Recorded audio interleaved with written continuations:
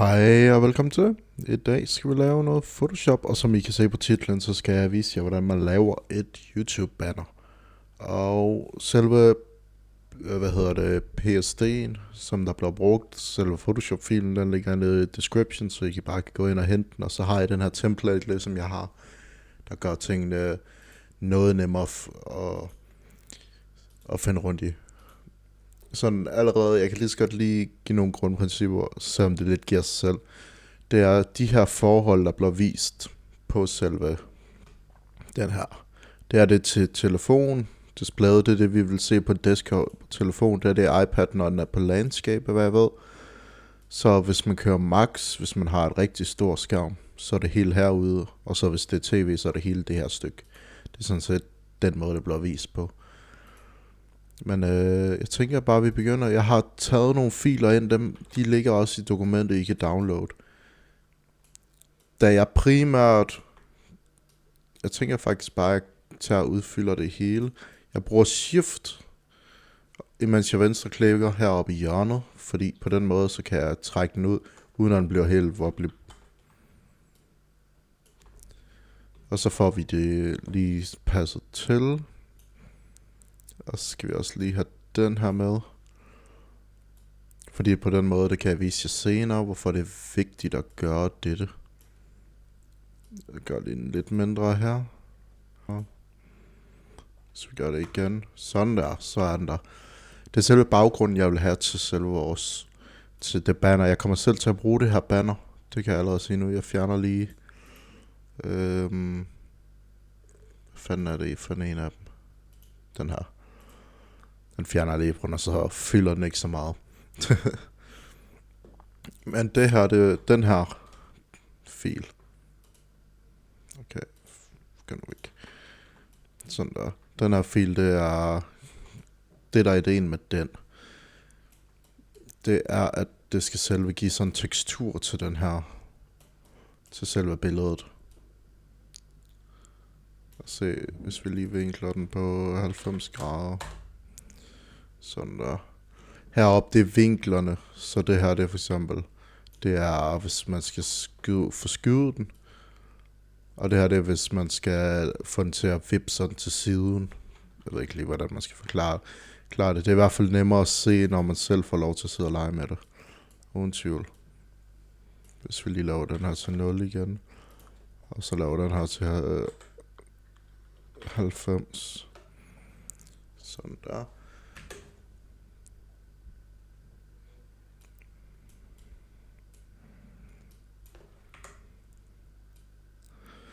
Så får vi lige tilpasset den her ind.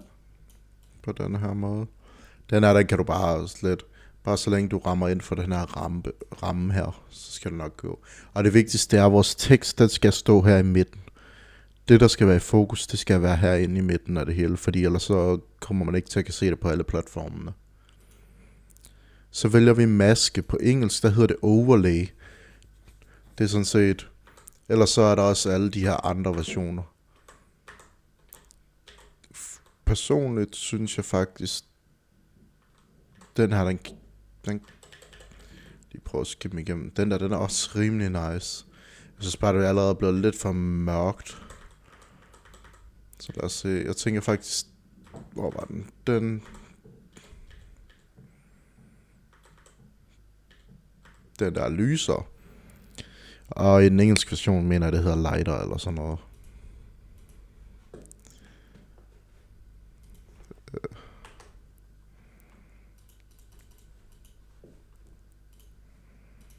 Sådan der. Jeg ved ikke lige, hvorfor den drillede. Så tænker jeg, at vi lige får den første asset ind, som der er de her billeder. Man skal lige huske at klikke over på den side, man vil bruge. Og den her, der er det, der er det rimelig vigtigt, at vi får den passet ned rigtigt. Så tænker jeg, at vi skal have den herover. Og så har jeg også den her.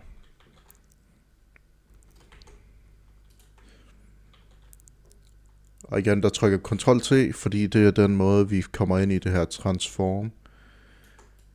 Jeg mener også, jeg ved faktisk ikke, om der er andre måder, man kan gøre det på. Men så tænker jeg lige, at vi rykker den herover.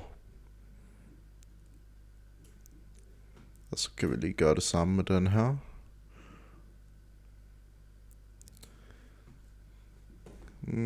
Lad os se, den her truk er helt derovre. Jeg tænker lige, at vi tager den anden, og så lige rykker den ind. Sådan her. Fordi så er der ikke nogen af dem, der rigtig fylder mere end den anden. Så kan vi gøre det her. Måske lige løft centrummet op, sådan her. Så på det nye lag. Jeg tænker ikke, vi begynder på teksten endnu.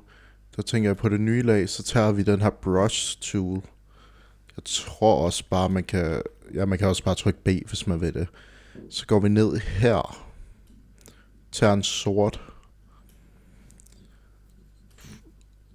Så tager vi lige, så højre klikker vi her. Det her, det er hårdheden, så for eksempel, hvis vi bare vil have en sort streg, så laver vi den sådan. Og Ctrl-Z. Men vi tager en blød, og så i den her størrelse her, så tager vi lige alle de her. Jeg ved ikke lige, hvorfor den skriver højre klik, jeg venstre klikker lige nu. Så jeg ved ikke lige, hvorfor den gjorde det. Og her, der laver vi også en maske. Og så lægger vi det lige hele vejen rundt om her. Jeg tænker faktisk, at vi tager hele den. Den blå. Måske sådan her. Ja, det ser egentlig meget godt ud. Så er der noget skygge ude i kanterne. Og hernede. Og igen, her bruger vi bare brush'en. Så har vi det lyse område inde i midten, hvor vi skal have tekst og alting. Så smider vi lige vores tekst ind. Da jeg selv skal bruge det her til min egen. Jeg bruger Babas Jo. Jeg ved ikke lige, hvordan man udtaler. Jeg skal nok se, om jeg ikke lige kan finde et link til det. Og så smide det dernede. Men det er i hvert fald den teksttype, vi bruger i den her video. Så tager vi den. Så trykker vi på kontrol. Og så trykker vi på det her lag. Så går vi op i den her tool. Og så trykker vi her, fordi så centrerer den på midten. Og så trykker vi her, fordi så har vi den både lodret og vandret lige ved den. Så går vi ind her, så markerer vi hele teksten. Gør den hvid, fordi det gør den nemmere at arbejde med for os. Men i mit tilfælde, så tror jeg faktisk lige at Ctrl T. Og så gør sådan her. Og så nedenunder, så sætter vi en tekst, der hedder ny video hver uge. Og den tænker jeg, vi gør mindre af den grund, at så er der stadig mest fokus på den vigtige del, der sådan set er navnet. Så hvis vi tager den, og så fjerner det her, og så centrerer vi den lige sådan her. Det er det vigtigste. Så markerer vi kun vores tekst, og så skubber vi den lige lidt op. Og det samme med den selve navnet. Så har vi selve vores to tekster. Nu kommer så den sjove del, hvor vi skal sidde og lave effekter med den her. Hvor vi lige kan gå ind her, og så hedder det blanding indstillinger. På engelsk hedder den blending options. Der er det, jeg hyppigst gør, det er at sætte en slagskygge på. Så sætter jeg en optegnet markering. Og så det her, det venter jeg med til, jeg har lavet det. Det her, der sætter jeg altid på 100%. Vinklen, det skal være 90, så får vi den her effekt med, at det går nedad. Og så opslag. Og så tilpasser vi den, som vi lige føler det. Jeg synes, det her det er meget fint. Optegningen, igen, det er bare tykkelsen på stregen omkring den. Jeg tænker, at vi laver den. Jeg tænker, selve vores hovedtekst, den skal være rød. Så jeg tænker faktisk, at den her hvide farve, den er fin. Men igen, vi kan også lige lave noget effekt, hvis vi går ind i farve. Forløbsmaske. Så har jeg den her, men der kan vi lige ændre den til, i stedet for Hvis vi tager en lysegrå, eller nej, den må gerne være lidt mørkere, sådan der. Smider den herover, sletter den der. Nej, sletter den. Og så tager vi lige den her farve i midten, gør den hvid. Og så skal vi ligesom føle vej frem til, at den her, den må godt være lidt lysere.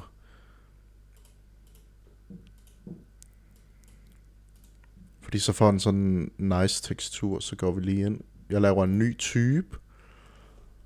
Så kalder den hvid. Den måde vi finder de her typer på, det ligger heroppe i. Så kan vi gå ind her under den samme, sige whoop. Blandingsindstillingerne. Optegnelsen. Der tænker jeg, hvis ikke vi skal have den her sort farveforløbet dog. Der tænker jeg, vi skal have den her røde farve, jeg snakker om. Hvis vi går ind her. Nej, vent. Den skal lige være mørk. Og så sletter vi den og den.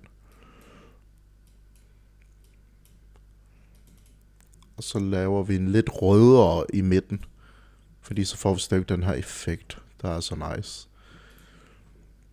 Så en måde, man kan spice det op på, det er at lægge et lag oven på selve teksterne.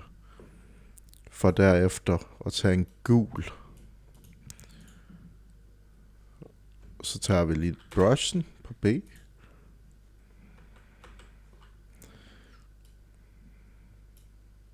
Nej, det var ikke der, du skulle hen.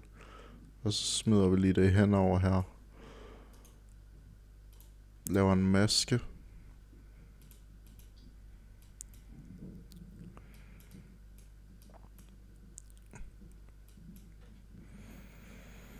Så kan man også lave lidt ekstra effekter. For eksempel, at vi kan tage et sort hernede på den her.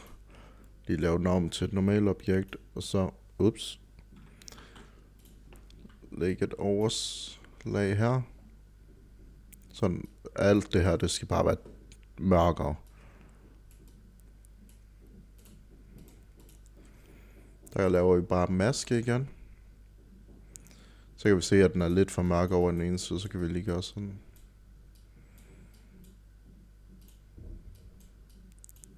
Sådan her, så har vi lidt mørkere.